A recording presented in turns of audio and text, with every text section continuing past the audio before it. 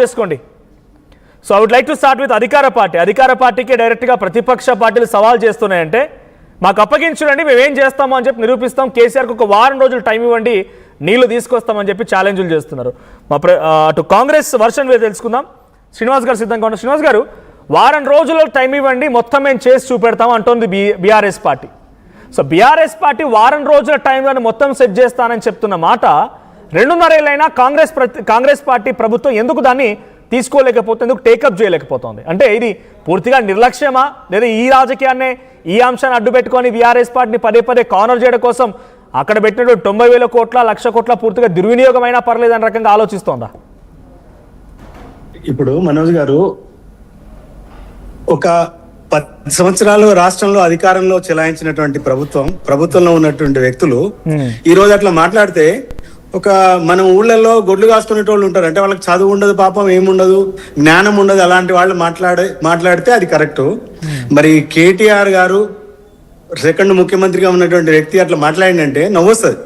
ఎందుకంటే ఒకసారి ప్రాజెక్టు కూలిపోయిన తర్వాత ఎన్డీఏసీఏకి అప్పచెప్పిన తర్వాత వాళ్ళ గైడ్ లైన్స్ ప్రకారం మనం ఇక్కడ కన్స్ట్రక్షన్ కానీ రిపేర్ కానీ చేయాలి.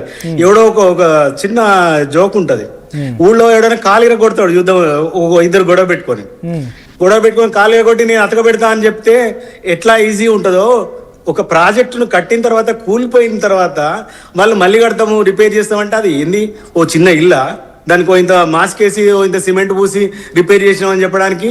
దానికి ఎన్డీఏసీ వాళ్ళు పూర్తిగా దాని మీద టెస్టులు చేస్తున్నారు, ఎంక్వైరీ చేస్తున్నారు.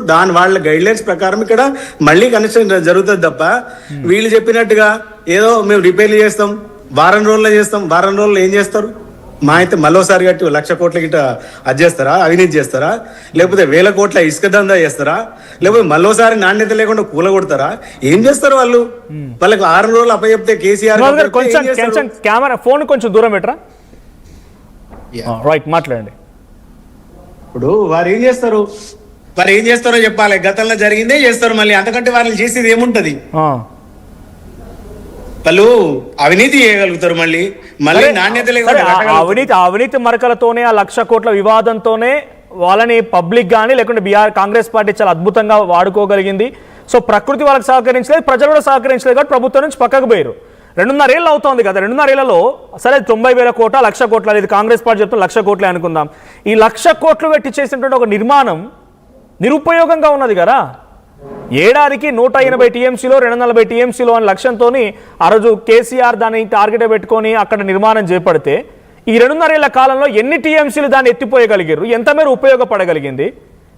దాన్ని పూర్తిగా నిరుపయోగం చేసి ఎటు రకంగా ఉపయోగం లేకుండా ఒక ఇందాకన్నారు అది ఏమంటారు, ఒక పాలియన్ దున్నపోతలాగా అయిపోయింది దాని పరిస్థితిగా, అంతేనా?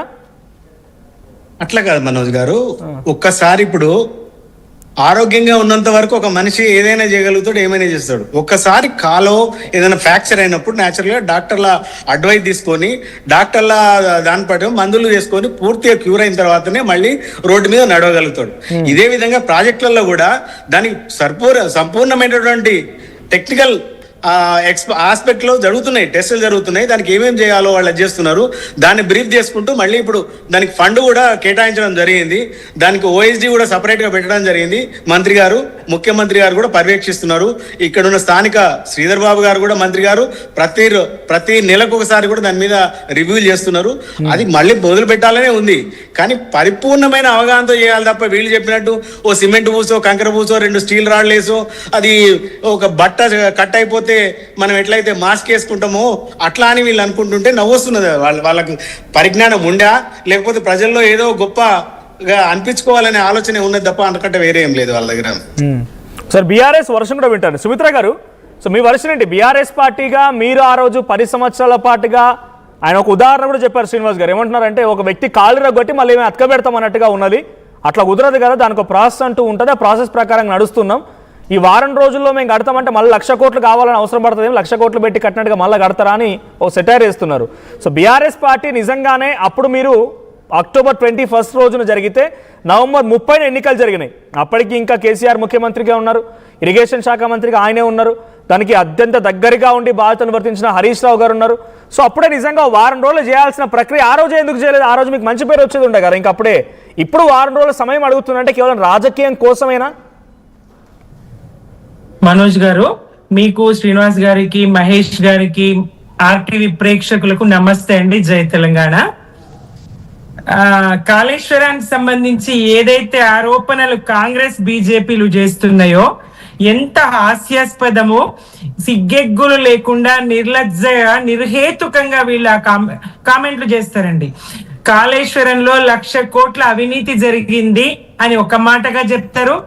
కాళేశ్వరంలో 1,00,000 కోట్లు గోదావరిలో కొట్టుకుపోయినాయని ఇంకో మాటగా చెప్తారు. అంటే 2,00,000 కోట్లు కాళేశ్వరానికి వీళ్ళు చెప్తున్న మాట.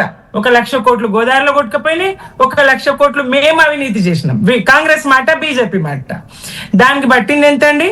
96 లక్షల కోట్లు మాత్రమే, 96,000 కోట్లు మాత్రమే. దీనికి వీళ్ళు ఇట్లా 1,00,000 కోట్లు, 2,00,000 కోట్లు లెక్కలు చెప్తారు.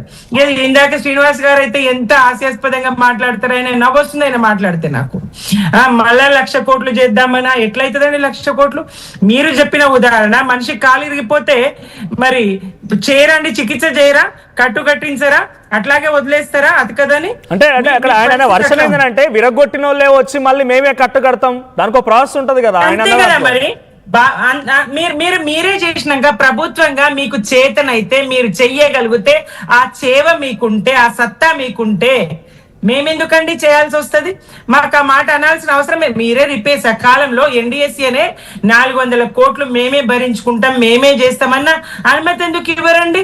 ఇసుక దందా మీరు వారం రోజులలో మేము ఇసుక దందా చేస్తామా? ఇసుక దందా మీరు చేస్తున్నామని ఒప్పుకున్నట్టే ఉన్నది కదా. ఇది కేవలం ఇసుక దందా కోసమే ప్రాజెక్ట్ ని ఎండబెడుతున్నట్టు స్పష్టమవుతా ఉన్నది కదా.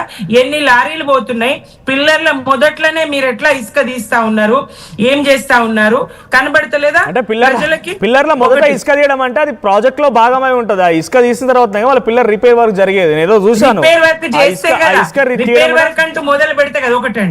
వీళ్ళు ఒక్క నిమిషం ఎన్డీఎస్ఏ ఏం రిపోర్ట్ ఇచ్చింది? ఎన్డీఎస్ఏ సాయిల్ టెస్ట్ చేసిందా?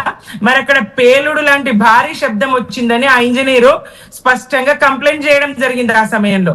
మరి దానికి సంబంధించి ఎలాంటి ఎంక్వైరీ చేసింది, విచారణ ఏం చేపట్టింది, ఏం టెస్టులు చేసింది? ఎన్డీఎస్ఏ మరి ఎందుకు ఎస్ఎల్బిసికి పోదు, ఎన్డీఎస్ఏ ఎందుకు పోలవరంకు పోదు? ఎస్ఎల్బిసిలో 100 మీటర్లు కూడా తవ్వలేనటువంటి నిస్సహాయ స్థితిలో వీళ్ళు, మరి వీళ్ళ కక్కుర్తికి, కాంగ్రెస్ కక్కుర్తికి మరి 8 ప్రాణాలు బలైపోయినాయి. అక్కడికి ఎన్డీఎస్ఏ పోదా? ఈ ఎన్డీఎస్ఏ కూడబలుక్కొని మోదీ మరి రేవంత్ ఇద్దరు కూడబలుక్కొని ఎన్డీఎస్ఏని పంపినరా? కాంగ్రెస్ బీజేపీ కుట్రనా బీఆర్ఎస్ ని బద్నాం చేయడానికి, కేసీఆర్ గారిని బద్నాం చేయడానికి? ఎందుకంటే మోదీ గారు చేయలేకపోయిండు. ప్రపంచ ప్రఖ్యాత ప్రాజెక్టు, ప్రపంచంలోకి వెళ్ళే ఎత్తైనటువంటి ఎన్డీఎస్ఏ కూడా కాంగ్రెస్ బీజేపీ మేనేజ్ చేసినాయి అనుకుంటున్నారా? స్పష్టం కదా. లేదంటే మరి పోలవరంకి ఎందుకు పోదండి? ఎన్నిసార్లు కాపర్ డ్యామ్ కూలలేదు, ఎన్నిసార్లు ఇది కాలేదు, ఆ వాల్స్ ఇది కాలేదు, అక్కడికి ఎప్పుడన్నా పోయిందా? మరి ఎస్ఎల్బిసికి ఎప్పుడైనా పోయిందా? మళ్ళీ పనులు మొదలు పెడతామంటున్నారు కదా వీళ్ళు. ఇక్కడ పని సాగుతుంది, సాగది ఏంటి, ఎప్పుడన్నా రిపోర్ట్ ఇచ్చిందా, ఏముంది అనేది? దానికి సంబంధించి విచారణ ఏమన్నా చేపడుతున్నారా? 8 మంది. ఇప్పుడు ఎన్డీఎస్ఏ రిపోర్ట్ లో ఇంకో మాట కూడా ఉంది. వాళ్ళు ఇచ్చిన సూచనల్ని, సలహాలని, లేకపోతే మీరు ఇచ్చిన డిపిఆర్ని, మీరు ఇచ్చిన డిపిఆర్కి మీరు కట్టిన కన్స్ట్రక్షన్కి చాలా వ్యత్యాసం ఉందంట. మేము ఇచ్చిన సలహా సూచన ఏం పాటించలేదు, మాకు ఇచ్చిన డిపిఆర్ కూడా జరిగిన కన్స్ట్రక్షన్ వేరని ఒకానొక సమయంలో ఎన్డీఎస్సీ ఒక కీలక మాట చెప్పుకొచ్చారు. అట్ ద సేమ్ టైం కదిరే శ్రీరంగ వినండి. నిన్న ఉత్తమ్ కుమార్ రెడ్డి గారు మంత్రి గారు ఆయన ప్రెస్ మీట్ పెట్టి ఇంజనీర్లతో మాట్లాడిచ్చిండు. దానికి సంబంధించినటువంటి సవివరణ వీళ్ళు చేస్తారు, చెప్తారు అని. ఇంజనీర్ ఏం చెప్పిండ్రండి? అక్కడ ఇంజనీర్ ఎందుకు